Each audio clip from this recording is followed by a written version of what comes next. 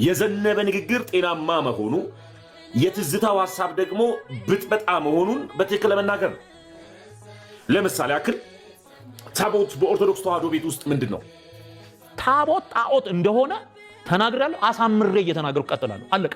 ይሄ ነው የእግዚአብሔር መንፈስ የሚፈልገውንና መደረግ ያለበትን እንጂ ሰምተው ሲያገለግሉ የነበረው የራሳቸውን አይደለም።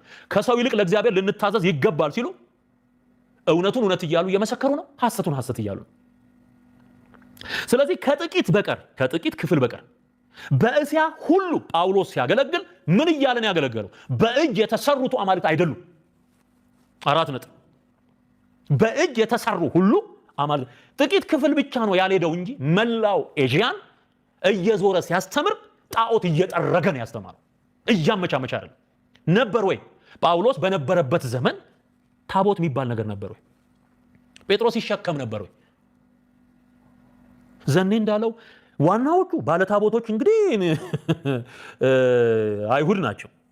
ዋናዎቹ ባለታቦቶች አይሁድ ናቸው አይደል?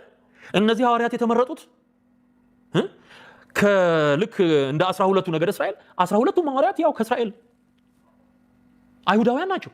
እንደው ታቦቴ እንኳን ቢሉ የሚያምርባቸው ነው። እነ ጳውሎስ ያላሉትን ታቦቴ፣ እነ ጴጥሮስ ያላሉትን ታቦቴ፣ ጣዖቴ ይጨመርበት። እንዲህ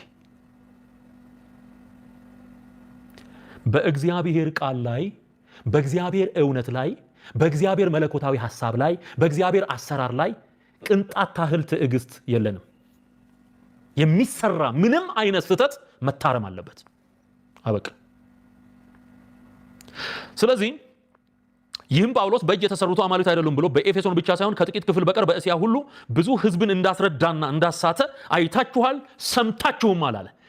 ይሲ አይተዋል ፊት ለፊት ምን ሲል? ጳውሎስ በእጅ የተሰሩት አማልክት እንዳልሆኑ ሲናገር።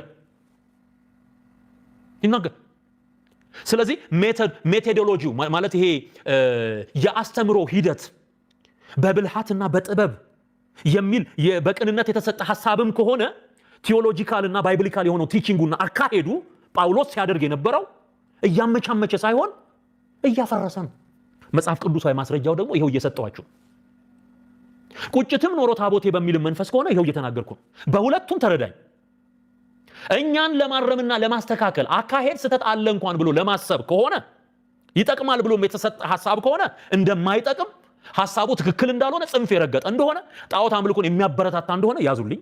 ሁለተኛ ታቦትን በመደገፍም ከሆነ ስተት እንደሆነ የጣዖት አምልኮ እንደሆነ ምንም አይነት ጨርቅ ይልበስ ጣዖት እንደሆነ በእግዚአብሔር ቃል መሰረት እያረጋገጥኩ ነው ማለት። ሁለቱም መልስ ነው። ኦኬ። ስለዚህ በአይናቸው አይተዋል ሲያስተምር፣ በአይናቸው ዲሜጥሮስ እየተናገረ እያላቸው ያለው ለህዝቡ በእጅ የተሰሩት አማልክት እንዳልሆኑ ከጥቂት ክፍል በቀር መላው ኤዥያን አሳምኗል። ማን? ጳውሎስ አሳምኗል። ይሄን ደግሞ በዙሪያው የነበሩ ሰዎች በአይናቸው አይተዋል፣ በጆሮአቸው ሰምተዋል። አይታችኋል ሰምታችሁማል። ኦኬ እንቀጥል። ቁጥር 27 ስራችንም እንዲናቅ ብቻ አይደለም። ንግግሩን ስሙ። ስራችን እንዲናቅ ብቻ አይደለም። እስያ ሁሉ ዓለሙም የሚያመልካት የታላቂቱ አምላክ የአርጤምስ መቅደስ ምናምን ሆኖ እንዲቆጠር እንጂ ጳውሎስ ባገለገለው አገልግሎት በዘመኑ የነበረው የጣዖት አሰራር የአርጤምስ ቤተ መቅደስ ምን ተደርጎ ተቆጠረ?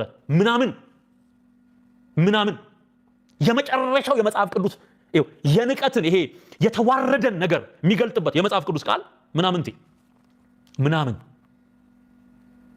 የአርጤምስ አምልኮ ምናምን ሆኖ እንዲቆጠር ጳውሎስ ይሄን አድርጓል። አይገርማችሁ?